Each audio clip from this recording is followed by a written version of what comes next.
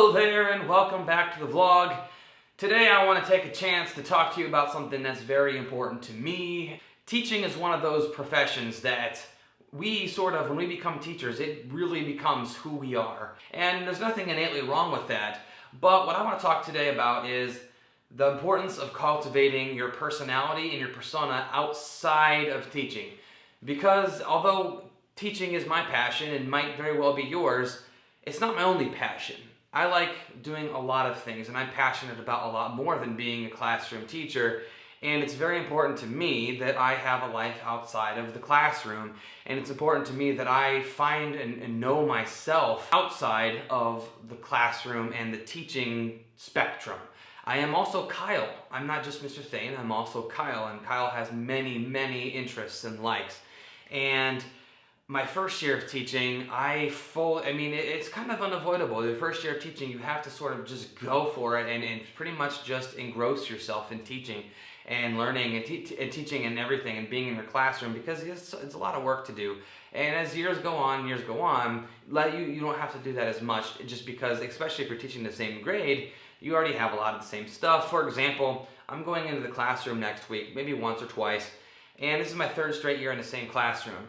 And I have the same stuff. I'm just going to set it up the way I had it last year. It worked for me. It won't take me weeks and weeks to set up my classroom. It'll take a few days. But what I've been working on the last couple of years is the idea of developing my personality outside of teaching and trying to separate myself from the fact that I'm a teacher. Having another side of my life that has nothing to do with teaching. And the reason why I think that is so important is because when you fully identify yourself and tie all your self-worth to being a teacher, if you have a bad day in the classroom, then you're going to not be feeling so well about yourself outside of the classroom as well. And we tend to bring that stuff home, and our spouse has to deal with it, and our kids and our family members and friends have to deal with that. If I'm not just tying all my self-worth and my did I have a good day or bad day to teaching, then I can separate those two. And if I have a bad day in the classroom, I can come home and I can put it aside and still be my best self at home. And another thing is, a lot of times, teaching is one of those jobs where, I don't know about you, but here in Ohio, I think we have to teach 35 years before we can retire. 35 years is longer than I've been around on this earth, so I can't even comprehend doing one thing for 35 years. I can't wrap my head around that right now, but what I can wrap my head around is, when I am of the age of retirement, I will know myself enough and know my own interests, my likes and dislikes and hobbies to know I'll be fine when I retire. I'll have lots of different things that I can do.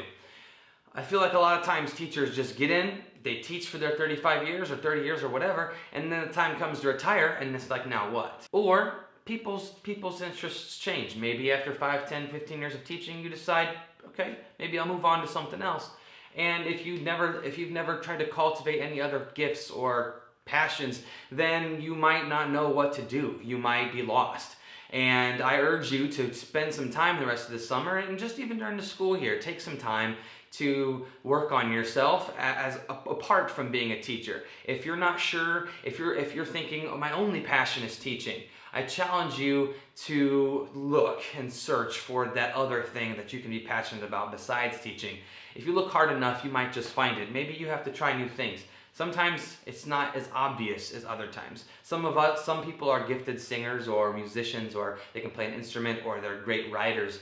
And some of us, we don't know what our passion is. We don't know what our gift is outside of teaching, and that's why you gotta look for it. That's why at the end of every vlog I say, find your gift.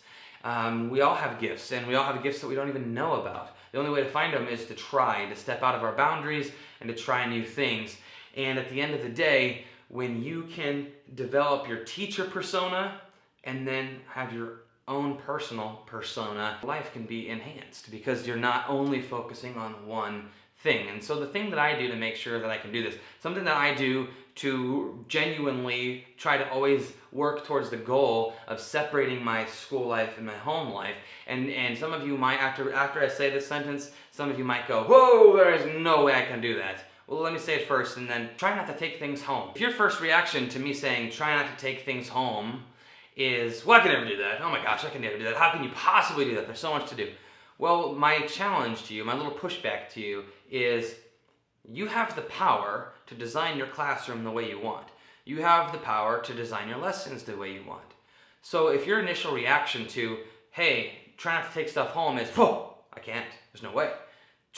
Think outside the box a little bit. Can you prepare lessons or prepare units or prepare your school year in a way that minimizes what you have to take home on a given night? For example, I know a lot of teachers that do give out homework every single night and take homework and grade the homework every single night. Do you have to grade homework every single night? Does every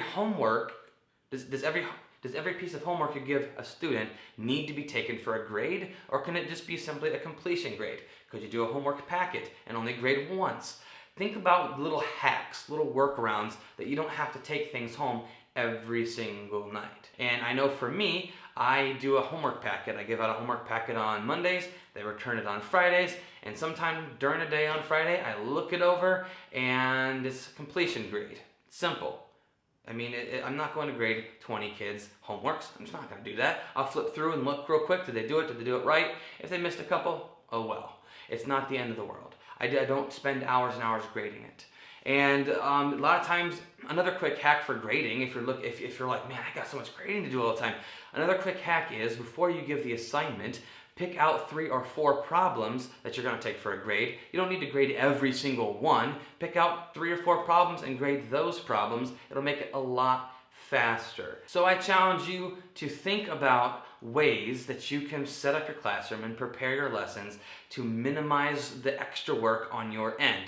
And if you can minimize the work that you have to do at home, it'll give you more energy and it'll give you more motivation to cultivate the outside personality besides a teacher. And not only that, it'll help you be more of an effective teacher because you won't be feeling like you're burnt out from coming home and just grading all night. You'll have more energy in the morning the next day, and you just won't feel so bogged down by all the stuff that you have to do, and it'll give you more freedom and more time to do what you love, which is teach. Be yourself as a teacher, as a person, and don't make any apologies. Don't apologize for who you are and being yourself. If you are the type of teacher that loves to decorate their classroom and make it perfect and to have a really awesome theme and to really go all out, if that's you, do you.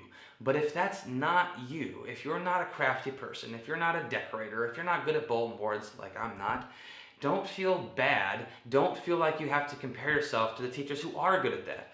We all have our gifts and our talents, and some of us, aren't good at decorating or being crafty or making a really awesome bulletin board.